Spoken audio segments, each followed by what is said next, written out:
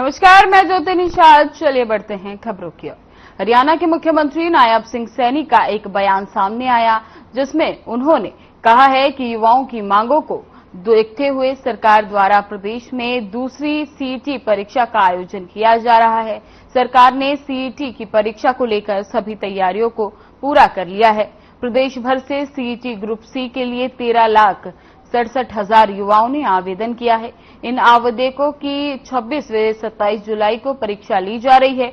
युवाओं को परीक्षा केंद्र तक लेकर जाने और वापस छोड़ने के लिए 9200 बसों का व्यवस्था भी किया गया है।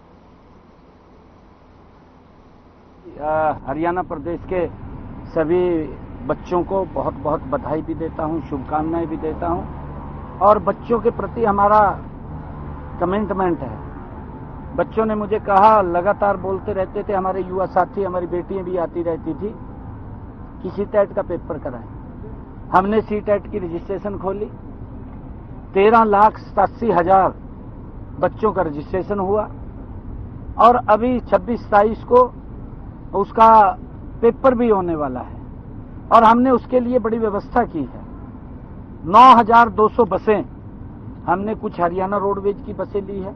हमने सभी प्राइवेट स्कूल से आग्रह किया था कि बच्चों को हम घर से लेकर के एक पॉइंट बनाए, उसका रजिस्ट्रेशन चल रहा है, उनको वहां से लेकर के बेटियों के लिए परिवार का एक व्यक्ति जा सकता है। मुख्यमंत्री नायब सिंह सैनी ने कुरुक्षेत्र में ज्योतिसर अनुभव केंद्र का दौरा कर स्वागत कक्ष, महाकाव्य सृजन कक्ष, प्राचीन महाभारत, गीता श्लोक, कृष्ण भूमिका सहित अन्य कक्षों का बारीकी से निरीक्षण किया। इस दौरान गीता मनीषी स्वामी ज्ञानानंद महाराज भी उपस्थित रहे। पर्यटन विभाग के प्रधान सचिव कला रामचंद्रन ने ज्योतिसर अनुभव केंद्र के बारे में विस्तार से जानकारी दी। निरीक्षण के दौरान मुख्यमंत्री ने अधिकारियों को ज्योतिसर अनुभव केंद्र के साथ साथ अन्य कक्षों के छोटे छोटे निर्माण कार्यों को पूरा करने का दिशा निर्देश दिया। उन्होंने कहा कि सभी अधूरे निर्माण कार्यों को जल्द से जल्द पूरा कराया जाए ताकि ज्योतिसर अनुभव केंद्र को पर्यटकों के लिए खोला जा सके। साथ ही मुख्यमंत्री ने ज्योतिसर अनुभव केंद्र को विश्व दर्शनीय स्थल बनाने के निर्देश देते हुए कहा कि तमाम विकास कार्यों को जल्द पूरा किया जाए ताकि ज्योतिसर अनुभव केंद्र में पर्यटक महाभारत और कुरुक्षेत्र के इतिहास के दर्शन कर सके।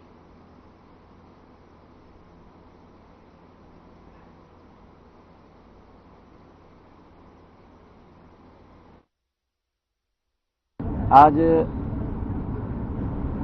ज्योतिसर में जहाँ भगवान श्री कृष्ण की पवित्र भूमि है और जिस भूमि पर स्वयं भगवान श्री कृष्ण ने एक विराट दर्शन दिए थे, सर्व मानव कल्याण के लिए अपने मुखारबिंद से गीता का पवित्र संदेश भी दिया था। आज यहाँ पर इस पवित्र भूमि पर वो सब कार्य, उनकी वो रचनाएं इस पवित्र भूमि पर जो महाभारत के समय हुई थी, वो सारा इतिहास इस भूमि पर अंकित होगा और उसके ऊपर लगातार गति से काम चल रहा है। उस काम के रिव्यू बैठक के लिए आज मैं यहाँ पर आया था और बारीकी से उसके ऊपर चर्चा की है। हरियाणा एजी ऑफिस में लॉ ऑफिसर्स की नियुक्ति हुई। एजी ऑफिस की लिस्ट जारी हुई, जिसमें एजी, सीनियर डीएजी, डीएजी, एएजी के पदों पर नियुक्ति हुई।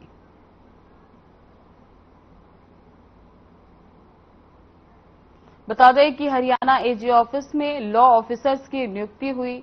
एजी ऑफिस की लिस्ट जारी हुई है, जिसमें एजी, सीनियर डीएजी और डीएजी, एएजी के पदों पर नियुक्ति की गई है।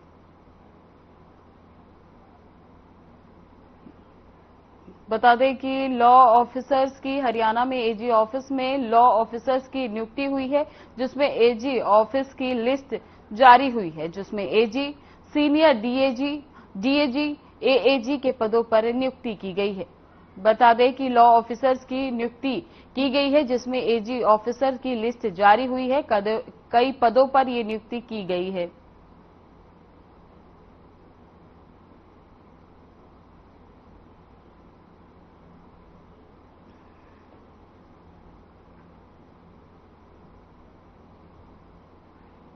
लॉ ऑफिसर्स की नियुक्ति की गई है, जिसमें सीनियर डीएजी, एएजी की नियुक्ति की गई है। लॉ ऑफिसर्स की नियुक्ति की लिस्ट भी जारी कर दी गई है, जिसमें कई ऑफिसर्स की नियुक्ति जारी की गई है। हरियाणा के कृषि मंत्री श्याम सिंह राणा ने विभाग के अधिकारियों की बैठक की अध्यक्षता की। बैठक में कृषि विभाग के प्रधान सचिव पंकज अग्रवाल, मुख्यमंत्री के अतिरिक्त प्रधान सचिव डॉक्टर साकेत कुमार समेत अन्य वरिष्ठ अधिकारी उपस्थित रहे।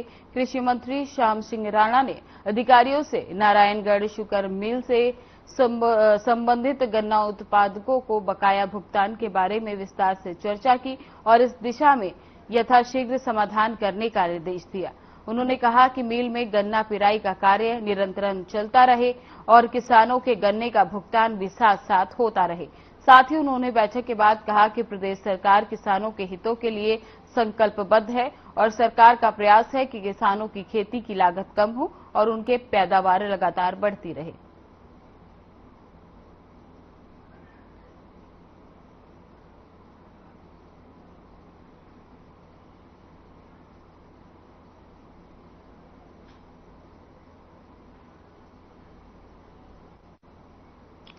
बता दें कि कृषि मंत्री श्याम सिंह राणा ने मंत्रियों को आदेश दिए हैं कि शुगर मिल की कार्य लगातार चलता रहे, जिसमें कि गन्ना पिसाई का काम लगातार चलता रहे, जिसमें कोई दिक्कत ना आए। साथ ही उन्होंने कहा कि किसानों का जो दिया जाए। हिसार के 12 क्वार्टर रोड पर बनी पुलिस चौकी खाली करने पर स्थानीय लोगों ने चौकी को खाली न करने को लेकर इकट्ठा हो गए। स्थानीय लोगों का कहना है कि यहां से पुलिस चौकी नहीं जानी चाहिए, यहां पर क्राइम बढ़ जाएगा, हमारा जीना मुश्किल हो जाएगा। साथ ही स्थानीय लोगों का कहना है कि हम यहां से चौकी को खाली नहीं होने देने प्रशासन से मांग कर रहे हैं, चौकी को यहीं रहने दिया जाए।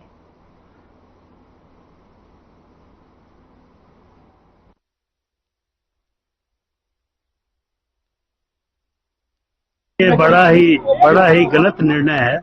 पुलिस अधीक्षक महोदय ने जो भी निर्णय लिया है ये पहले यहाँ पर अपने एक बार खुद लोगों की राय जान लेनी चाहिए थी उनको आकर कि अभी तो यहाँ पर एक ताजा भी विवाद भी हुआ और हमेशा कुछ न कुछ इस एरिया में विवाद रहा ही है। और जब से यहाँ चौकी आई और पहले तो यहाँ इस एरिया में आते ही रात को लोग डरते थे, आज एक शांति प्रिय जगह है। जो अब चौकी के कारण जो शांति हुई है, मेरे ख्याल में पहली बार हिसार के लोग पुलिस प्रशासन के पक्ष में आए हैं कि यहाँ जो 12 क्वार्टर चौकी है ये एचटीएम थाने के साथ लगती है। इन्होंने ये कहा कि यहाँ पे पर्याप्त जगह नहीं है बैठने की और जो ये इलाका है ये कम से कम 50,000 की आबादी को कवर करता है। तो कह रहे हैं कि पहले कह रहे थे कि जब तक इसका स्टाफ डबल करने के बाद बैठने की जगह ना हो जाए, जब तक ये चौकी एक बार एचटीएम थाना शिफ्ट करते हैं। लेकिन मेरे साथ मोहल्ले के जनप्रतिनिधि 7 नंबर वार्ड से पार्षद मधुलाल जी, 5 नंबर वार्ड से पार्षद भीमा महाजन जी और 6 नंबर वार्ड से पार्षद प्रतिनिधि कुलदीप जी, हम सभी डीएसपी साहब शर्मा जी से मिले। उन्होंने बिल्कुल आश्वासन दिया है कि इस चौकी को कहीं शिफ्ट नहीं किया जा रहा। ये हमारे यहाँ चौकी बंद करने का नोटिस आया बता रहे हैं ये, तो इसीलिए ये जनता यहाँ इकट्ठी हुई है, क्योंकि यहाँ बहुत ज्यादा गुंडागर्दी थी पहले। जो ही यहाँ चौकी खुली है उसके बाद बहुत अच्छी शांति स्थापित हुई है। तो यदि हम यहाँ से शिफ्ट ये करते हैं तो बहुत ज्यादा यहाँ गुंडागर्दी होगी, बहुत मुश्किल हो जाएगा यहाँ जीना सभी का। इसलिए ये यहाँ से शिफ्ट नहीं होनी चाहिए और ये यहीं रहनी चाहिए। और उसके लिए हम जहाँ तक भी जाना पड़े हमें वहाँ जाएंगे हम, और ये चौकी यहाँ से शिफ्ट नहीं होने देंगे। अभी ये कांड हो गया था यहाँ, उस कांड से जब प्रशासन डर रहा है, आम आदमी कहाँ जाओगा। जब प्रशासन कहे भाई हमारी सिक्योरिटी और हमारी सिक्योरिटी, प्रशासन की सिक्योरिटी को नहीं, पुलिस फोर्स नहीं कुछ कर सकती, आम आदमी क्या करेगा। आम आदमी तो दिन पर रोड पर कत्ल हो जाएगा उसका और मर जाएगा। फिर क्यों चौकी खाली हो, प्रशासन ही आया नहीं और पुलिस की ड्यूटी लगाओ, यहाँ सियार दो, यहाँ कंट्रोल करो, सारी चीज की है प्रशासन की जिम्मेवारी है, आम आदमी की। हमने तो है नहीं, फिर किसके भरोसे छोड़ के जान लग रही है। डीएसपी साहब से बात हो गई है, चौकी खाली नहीं कर रहे, यहीं रहेगी चौकी। बल्कि वो कह रहे हैं हमारे को और आदमी यहाँ लाने हैं, और आदमी लाने के लिए हमारे को और जगह चाहिए, जगह थोड़ी पड़ रही है। इसको निर्माण करके फ्लोर वाइज ऊपर बनाएंगे। ऐसे ये इस बात का क्या सबूत है कि चौकी खाली हो रही है या नहीं हो रही है? सामान उठाने का क्या मतलब है? कम से कम अधिकारी आए और अपने बात कहे और सभी का अपना एक पेटा भरे, विश्वास में लाए कि हम चौकी खाली नहीं कर रहे, हम प्रशासन कर्मचारी और बढ़ा रहे हैं। हम जब तक हम यहाँ खड़े रहेंगे, जब तक कोई अधिकारी नहीं आ जाता और बात नहीं कहेंगे। सब भाइयों एक है ना सर, सब भाइयों साथ हो ना।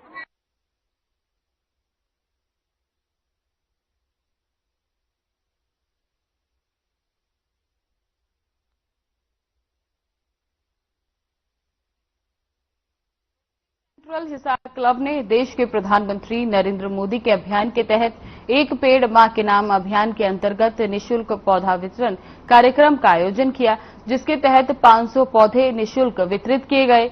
आमजन को ये पौधे देकर रोटरी सेंटर क्लब ने ये संदेश दिया है कि वे अपने घरों में जाकर ये पौधे लगाएं, जो कि वे अपनी मां, नानी, दादी को समर्पित करें तथा हिसार शहर को पर्यावरण प्रदूषण से मुक्ति में ये पौधे सहायक बनेंगे। इन पौधों को बड़े होने तक उनके परिवार के सदस्य इसकी सेवा एवं देखरेख करें तथा ये पौधा उनके पूर्वजों की याद दिलाता रहेगा तथा शहर भी हरा भरा रहेगा।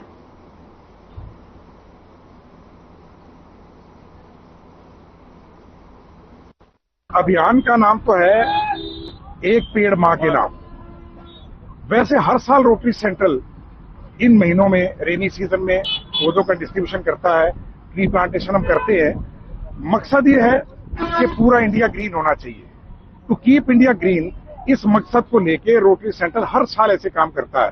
4 या 5 ट्री प्लांटेशन प्रोग्राम हम लगाते हैं, लेकिन इस बार हमने एक नया ये आयोजन किया है कि हम लोगों को 500 पौधे डिस्ट्रीब्यूट कर रहे हैं ताकि जगह जगह जाके लगे।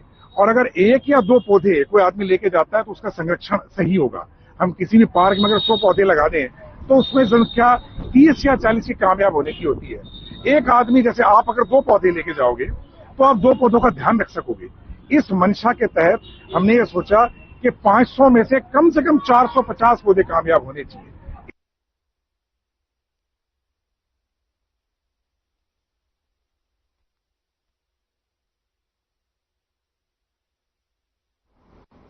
पिहोवा में यूरिया नहीं मिलने से भड़के किसानों ने फिर 2 अधिकारियों को बंधक बना लिया।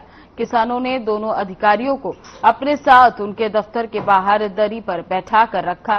करीब पौने घंटे बाद यूरिया की गाड़ी आई तो किसानों का गुस्सा शांत हुआ। बीते दिन पिहोवा में यूरिया नहीं मिलने पर भड़के किसानों ने कृषि अधिकारी BAO को बंधक बना लिया था। इसके साथ ही किसानों ने शहर से गुजर रहे हिसार चंडीगढ़ नेशनल हाईवे पर 152 पर मंडी गेट के सामने जाम लगाया था।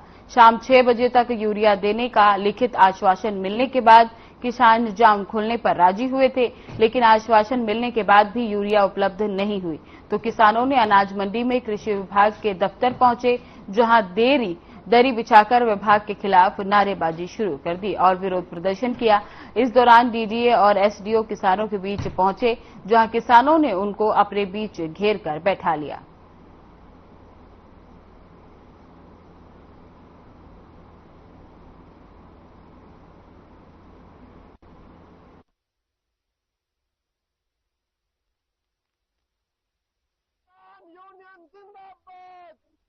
खाद की जो कालाबाजारी चल रही है और प्रशासनिक अधिकारी, कृषि विभाग के अधिकारी मिलीभगत करके किसानों को परेशान कर रहे हैं और यूरिया निजी दुकानों पर दे करके जमाखोरी करके उसको बिकवा रहे हैं। कल भी 8500 कट्टे पैक्स में कुरुक्षेत्र जिले में दे रहे थे, लेकिन DDA ने मिलीभगत करके वो निजी कंपनियों को, निजी दुकानदारों को दे दिए। और जो झूठ बोल के कहा कि 500 कट्टे जलबेड़ा गए, वो भी नहीं पहुंचे। और कल हमारे जाम लगने के बाद आश्वासन दिया था कि 1 गाड़ी किसानों को पेवा देंगे। रात 9 बजे तक किसानों ने मच्छरों में इंतजार किया और DDA और पूरा कृषि विभाग उस बात से ही मुकर गया। तो रात हमने एजुकेशन की कॉल दी थी, किसान पहुंचना शुरू हो गए हैं। आज हम कृषि अधिकारियों को बता करके जाएंगे कि वादा खिलाफी कैसे की जाती है। अब DSP साहब और प्रशासन हमारे बीच आया था, उन्होंने कहा है कि हम DDA को पकड़ के हमारे बीच में लेके आ रहे हैं। अभी DDA आएगा तो उससे बातचीत करेंगे।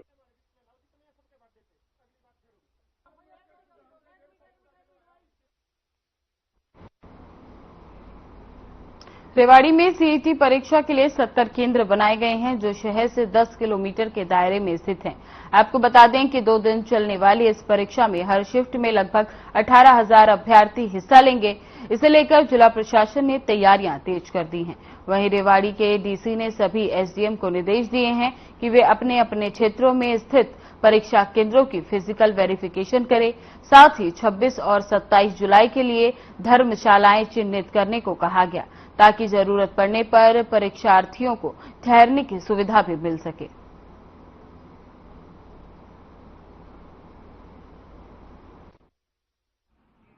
जैसा कि सरकार के आदेश हैं और एचएसएससी ने हमारे यहाँ जो है 70 सेंटर्स बनाए हैं जिसमें चारों शिफ्ट्स में एग्जाम होंगे और हमारे यहाँ महेंद्रगढ़ से अभ्यर्थी जो हैं वो आएंगे और हमने जो है सारे सेंटर्स की विजिट जो है प्रशासन द्वारा कर ली गई है। सारी मीटिंग बुला दी, उनकी तैयारियों का जायजा ले लिया गया है। एग्जाम सेंटर तक छोड़ने के लिए हमने जो है प्रशासन ने ऊपर जैसे सरकार के आदेश हैं उसके अनुसार लगभग 600 बसों की व्यवस्था हमने की है जो कुछ शटल सर्विस देंगी और कुछ बसें जो है वो हमारे जिले के अभ्यर्थी दूसरे जिलों में परीक्षा देने जाएंगे वहां पे उनको लेके जाएंगी और उनको वापस छोड़ेंगी।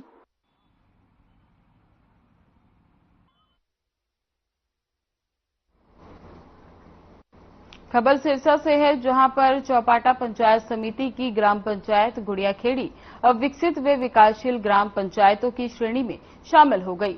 आपको बता दें कि ग्राम पंचायत की युवा सरपंच मुंजबाला ने के नेतृत्व में ग्राम पंचायत में सड़कों का सुधार कार्य, बिजली पानी,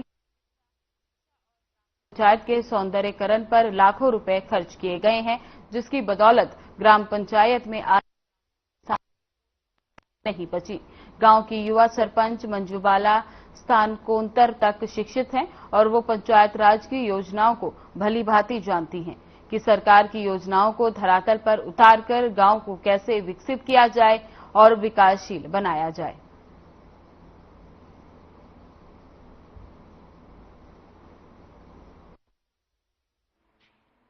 2023 के गर्भ में हमारी पंचायत में उसके बाद में हमारी पंचायत में जो भी एसएफसी और पंचायत फंड से जो पैसा मिला है उसका हमने सदुपयोग करके गाँव में नई गलियों का निर्माण किया और उसके बाद में जो हमारी प्राचीन धरोहर थी उनको हमने संभाला है, उनके मतलब दोबारा चाल करवाए गए और जो भी काम हमें सबसे पहले गाँव में देखने चाहिए वो हमने देखे प्राथमिक स्तर पर किए। मैंने ये दी है गाँव में एक मोडिया रोड पे रोड बनी है और गांव के बीच में गली बनाई है और उसके बाद में अपने जो बाल का मोहल्ला है चंडीगढ़ मोहल्ला उसमें हमने गली बनाई है नरेगा से। उसके बाद में जो हमारा पंचायत फंड है और एसएफसी की आती है उससे गांव के बीच में हमने लगभग 6 से 7 गलियां बनाई है। हमारे गाँव में सबसे पहले तो मैंने हमारे गाँव में जो प्राचीन धरोहर है उनको दोबारा तैयार करवाया और उनकी पेंटिंग वगैरह करवाई है और हमारे गांव में जो गलियां की जो खराब थी उनको भी तैयार करवाया है और स्कूल में जो भी कार्यक्रम होता है या जो भी प्रोग्राम होता है हम उससे है और जो बच्चे हैं हमारे स्कूल में जो प्रथम स्थान पे आते हैं उनको भी पंचायत की तरफ से सम्मानित किया जाता है।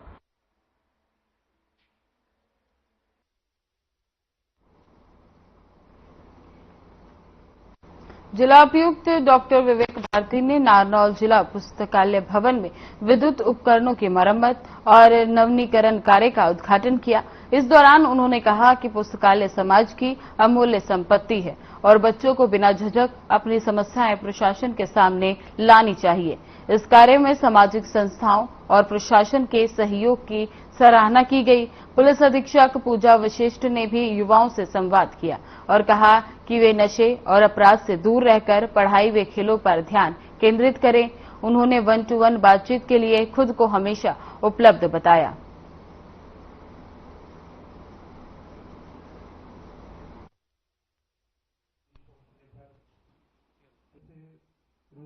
में आज तो एक इनको इलेक्ट्रिसिटी रिलेटेड दिक्कत आ रही थी तो सारा पैनल चेंज करवाया है क्योंकि एसीज वर्क नहीं कर रहे थे तो उसका एक छोटा सा ये रखा है आयोजन।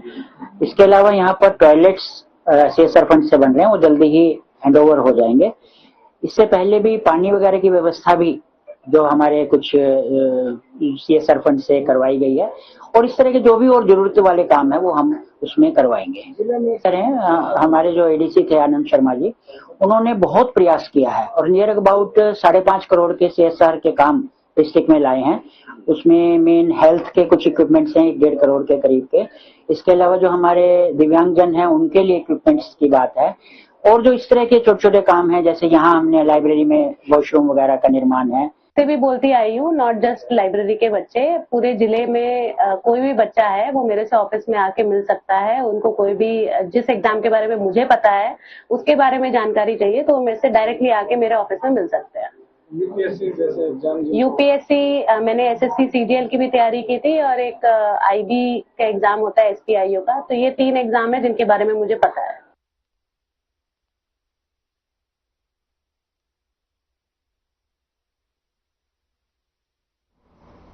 गुड़ियाखेड़ा ग्राम पंचायत ने गांव के बेरोजगार छात्रों के लिए सराहनीय पहल शुरू की है। इस दौरान ग्राम पंचायत ने ई-लाइब्रेरी की 2 जगहों पर स्थापना की है।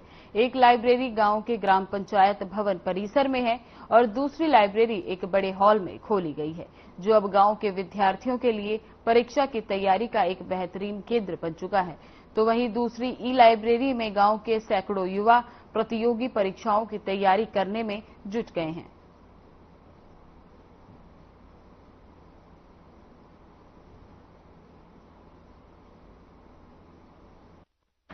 मैं डॉक्टर जयवीर सिंह, मैं इसी गांव गुड़ियाखेड़ा का निवासी हूँ। मैंने पंजाब यूनिवर्सिटी से PhD किया है।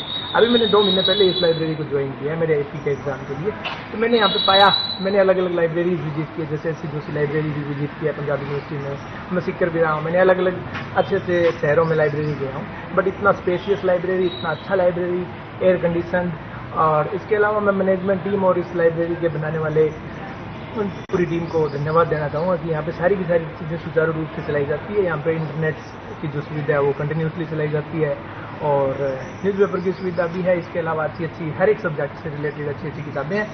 इसके अलावा किताबें तो हर एक लाइब्रेरी या पुस्तकालय में भी होती है, बट यहाँ की जो टीम है वो हर एग्ज़ाम के ओरिएंटेड टेस्ट सीरीज चलाती रहती है। जैसे अभी अपकमिंग CET का एग्ज़ाम है, तो यहाँ की जो टीम है, टीम कप्तान की जो टीम है, वो अच्छी अच्छी प्रिंटेड बुक्स भी दे रहे हैं।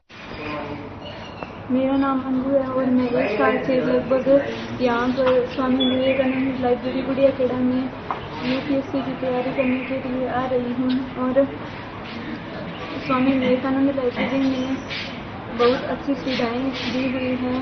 यहाँ पर हमें विभिन्न सब्जेक्ट्स की तैयारी करने के लिए बुक्स मिल जाती हैं, और हम अपने अपने करियर के लिए तैयारी अच्छे से कर सकते हैं। यहाँ पर हमसे कोई भी किसी भी प्रकार का शुल्क नहीं लिया जाता है। ये बिल्कुल निःशुल्क लाइब्रेरी है, और यहाँ पर शुद्ध पेयजल की व्यवस्था भी है, और हमारे लाइब्रेरी में AC लगा हुआ है, और सर्दियों के लिए हीटर की भी सुविधा उपलब्ध है। और हमारी लाइब्रेरी में सभी प्रकार के बुक्स वगैरह सभी उपलब्ध हैं।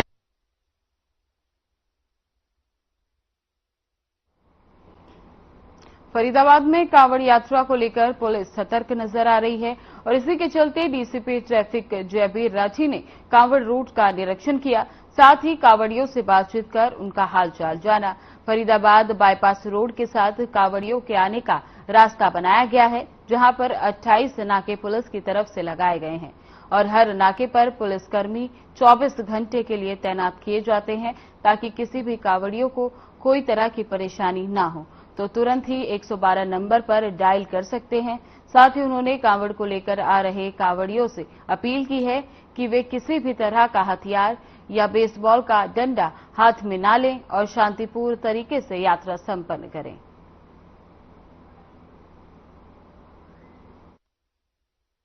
जी बिल्कुल, कांवड़ यात्रियों को हमने सुरक्षा का पूरा इंतजाम हमने कर रखा है। हमारे तकरीबन 28 हमारे नाके हैं जो हमारे 24 घंटे चलते हैं, और जो भी कांवड़ का जैसे ही जो भी यात्री आता है उनको पूरा ट्रैफिक रोक के उनको पार कराया जाता है। सर, बात करें व्यवस्था की तो जो आमजन है वो भी यहाँ से गुजर रहे हैं, कावड़िया भी गुजर रहे हैं, तो उसके लिए क्या व्यवस्था अलग से की गई है? तो आमजन के लिए वैसे हमने ये बिल्कुल कांवड़ यात्रा के लिए बिल्कुल अलग से रूट बनाया है, लेकिन जो भी आवश्यक वस्तु, जो भी सामान ले जाना चाहे, स्कूल के बच्चे हैं उनको भी उनके ड्राइवरों को हिदायत वगैरह दे रखी है, बिल्कुल जाएं तो बिल्कुल स्लो स्पीड में जाएं।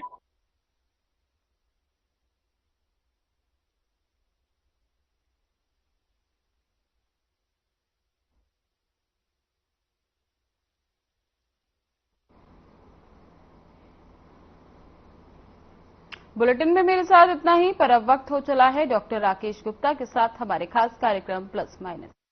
नमस्कार दोस्तों, भारत तेजी से दुनिया के